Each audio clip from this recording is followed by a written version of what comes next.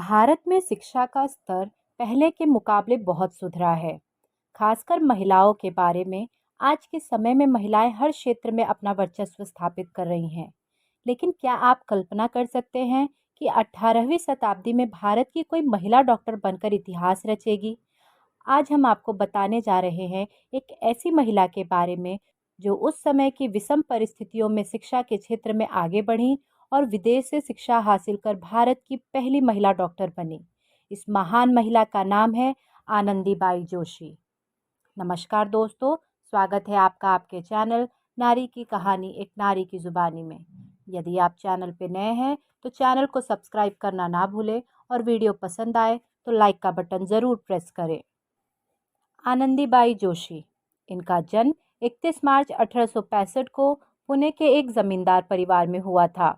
मायके में उनका नाम यमुना था, जबकि ससुराल वाले उन्हें आनंदी नाम से बुलाते थे। ऐसा इसलिए क्योंकि जब पहले के ज़माने में महिलाओं की शादी हो जाती थी तो उसे अपना सरनेम ही नहीं बल्कि अपना नाम भी बदलना पड़ता था।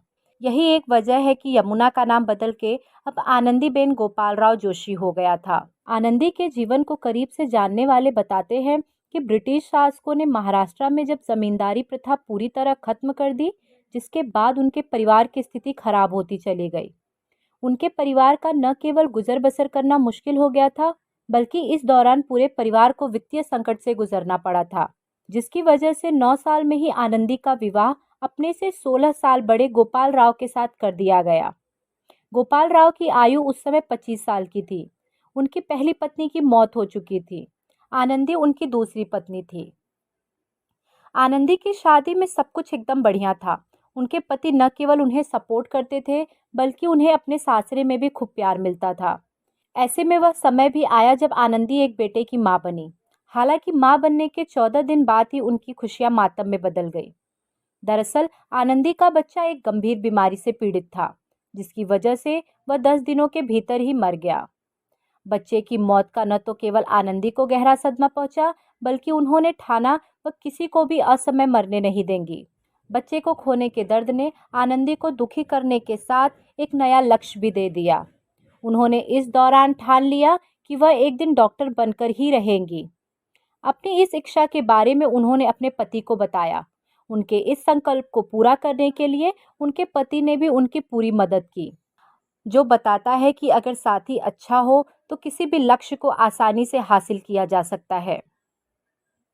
देश की पहली महिला डॉक्टर बनने को लक्ष्य को हासिल करने के लिए घर से निकली आनंदी ने न केवल उस समय समाज की तमाम आलोचनाओं को सहा, बल्कि उनके परिवार वालों ने भी उनका साथ देना बंद कर दिया था।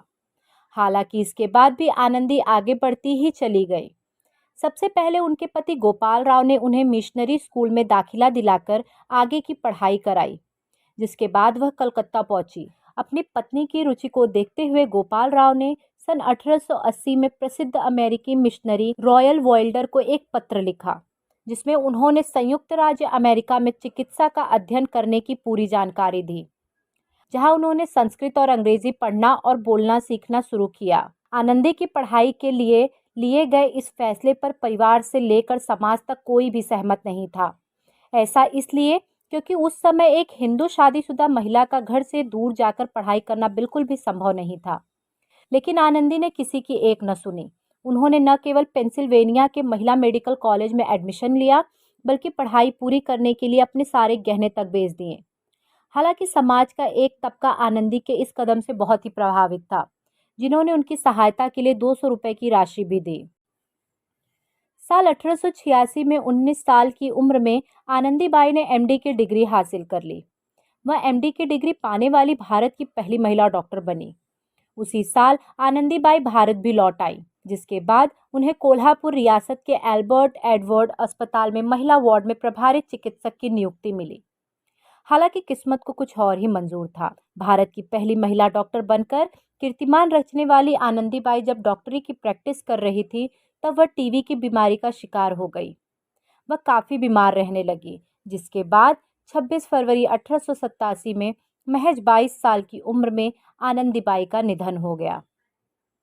इस बात में कोई दो राय नहीं कि आनंदीबाई की मेहनत के बिना उनका आगे बढ़ पाना मुश्किल था।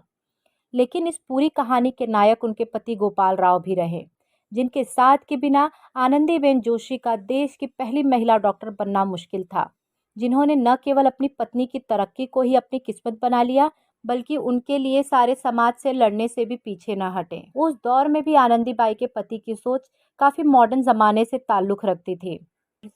आनंदीबाई को institute for research and documentation in social science, Lucknow, एक गैर सरकारी संस्था ने मेडिसिन के क्षेत्र में सम्मान देने की शुरुआत की।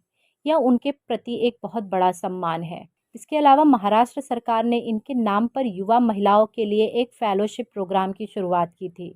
इनके मृत्यु के तुरंत बाद अमेरिका के राइट हेलेट डॉन ने इनके जीवन पर किताब लिखी और इनके जीवन और उनकी उपलब्धियों से अन्य लोगों को परिचित करवाया। आनंदीबाई वह भारतीय महिला हैं जिन्होंने हर मुश्किलों का सामना किया और अपना भविष्य रोशन किया। इन्होंने न केवल अपना भविष्य बनाया, बल्कि आने वाली पीढ़ी के लिए भी कई रास्ते खोले और उन रास्तों को आसान बनाया। धन्यवाद।